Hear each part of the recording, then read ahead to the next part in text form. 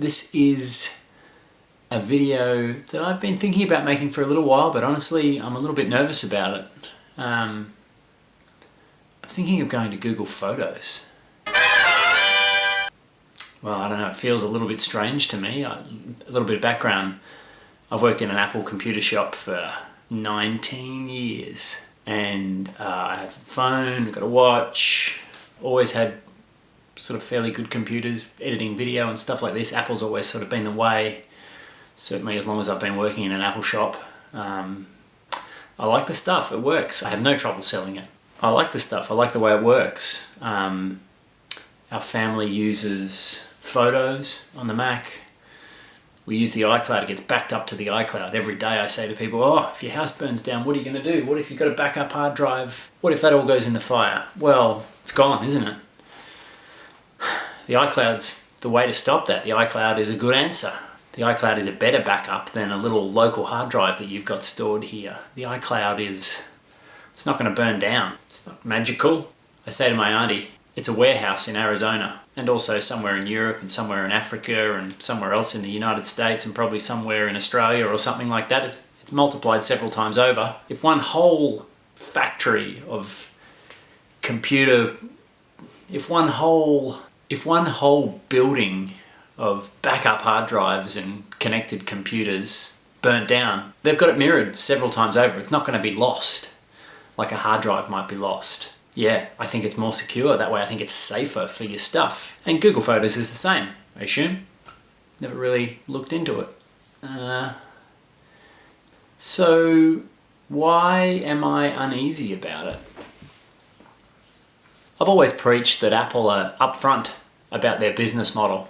They'll take your money, they'll take good money from you when you purchase stuff, but after that fact, they don't want anything to do with your information, they don't want to advertise or market to you, that's not their business model. They've got your money now, they want to make a good product so they can take your money again in a few years' time, or next year, or whenever.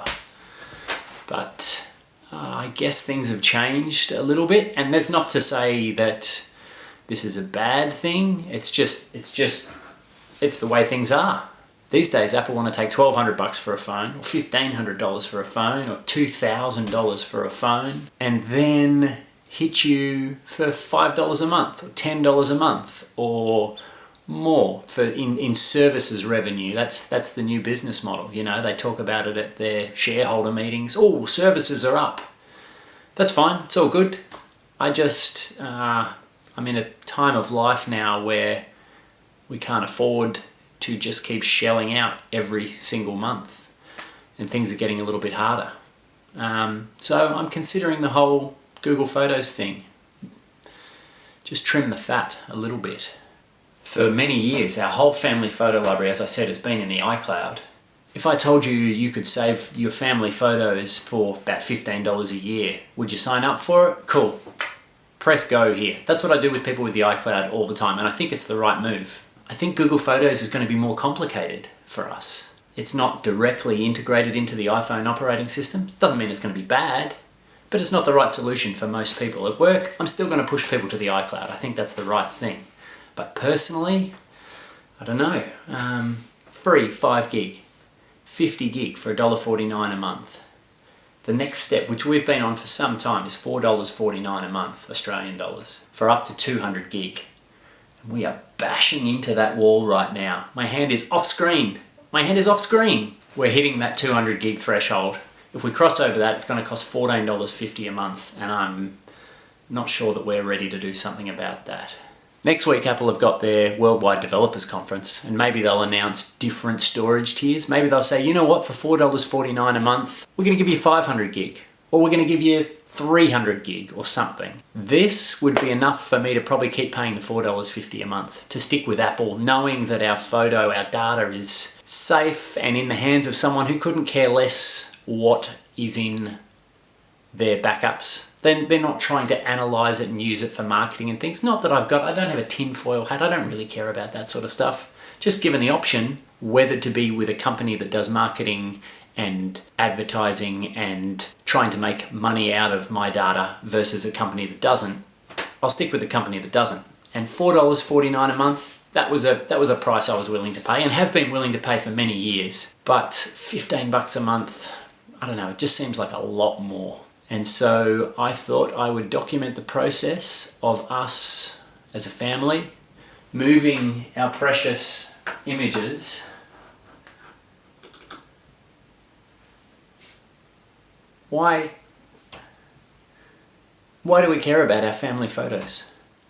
Why do we care about precious memories of the kids, you know, birthday parties, Christmas, first steps, whatever? We document everything now, and so, I don't know, we want to keep it, right? When are we going to look at these photos? I've got 23,000 items right now, about 22,000 photos, 1,000 videos, 200 gig worth of stuff. I guess one day we'll organize it. I feel like we've organized it a little bit, but mostly I just want to keep it. I want to be able to pass it down.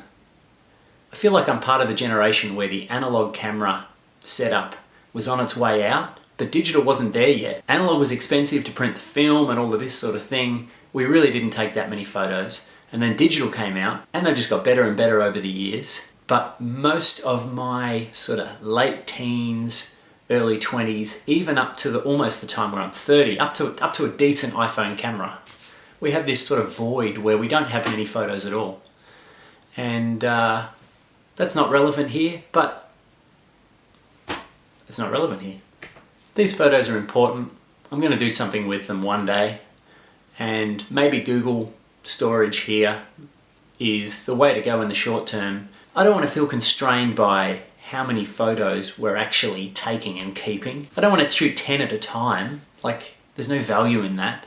I am a person who likes to go through and say, you know what, of these 10 photos, we're going to keep one or maybe 2 of these photos, because that second one, that's funny, right? But we don't need to keep all 10. If we take a burst of photos, I don't need to keep 10. I'll pick one and I'll say get rid of the rest. There's no point in having a bajillion photos. So, you know, I'm not too bothered by that, but also I don't want to feel constrained. I don't want to be at the birthday party and think I won't shoot video today because we're getting close to our 200 gig limit. Anyway, that's why I'm making the change.